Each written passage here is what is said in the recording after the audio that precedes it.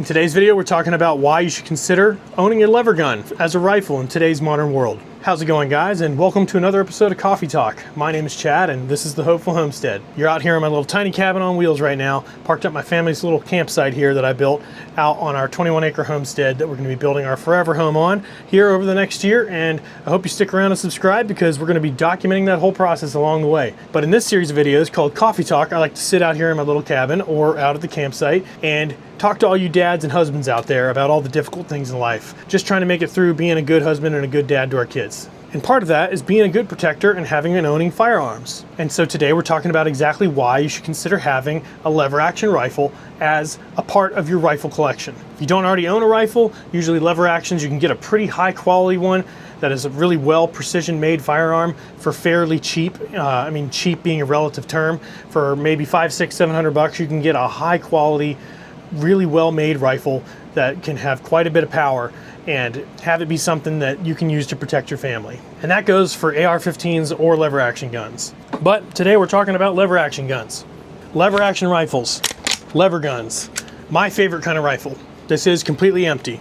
And specifically when it comes to lever action rifles, if you've got kids, part of the reason I love them so much is that I can load all the rounds up in the tube. If you don't understand how a lever action works, the tube on the bottom is where you store all the ammunition, and then when you rack the lever, it pulls a round up through the tube, up through the receiver, up into the chamber that will fire out the barrel. And so with lever action rifles, you can have it fully loaded like this. This carries, I think, 18 or 20 rounds of 22 long rifle in here, and my Rossi R92 lever action and 45 Colt carries 10 rounds in the tube.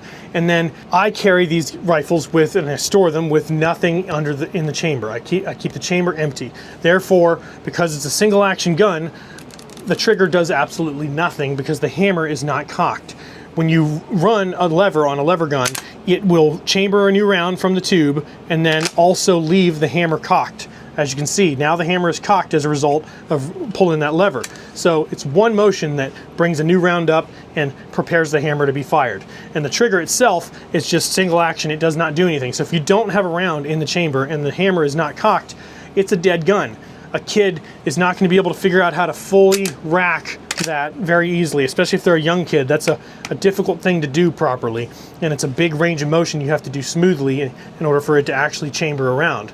And so I like having the peace of mind of knowing that even though I am very safe with how I store firearms, I keep them locked. I keep them loaded, but I keep them locked in, lock boxes and safes so that my kids, I've got a 3-year-old and a 9-year-old, and so I don't feel comfortable leaving any loaded gun around where they could have access to it. I am teaching them about firearms so that it's not a mysterious thing that they try to be looking at behind my back, but at the same time, you got to be wise and smart, and it's just not smart to be leaving loaded guns around where kids can get a hold of them. But it's nice peace of mind knowing that if somehow they got a hold of this gun, it would be really hard for them to rack a full motion of that lever and get a round up into the chamber properly to be able to fire. And knowing that if they got it, the trigger would do absolutely nothing because nothing's in the chamber and the hammer's not cocked. So that's one of the main advantages, in my opinion, of a lever gun. It actually allows it to be a pretty safe platform to have around kids. And if you practice with these things, you can, fire pretty fast sequentially,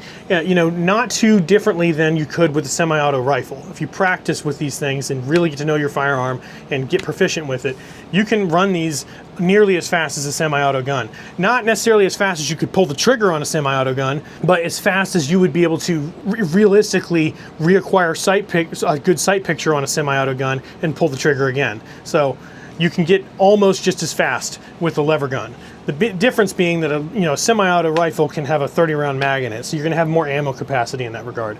But the way that AR-15s and other semi-auto rifles work is such that it's more likely for a round to jam being pulled up from mag up into the chamber. There's more of a possibility where a round can jam, and then you have to try to clear that. Whereas with a lever gun, they jam far less often, and it's really easy to clear a jam with a lever gun. So in my opinion, they're just a tried and true platform that is very easy to use, very easy to keep clean and maintain, very accurate, and they're tough. They're wood and steel. You can bump this thing and knock it around. These sights are not going to get knocked out of alignment the way a red dot sight or a scope might on a semi-auto rifle.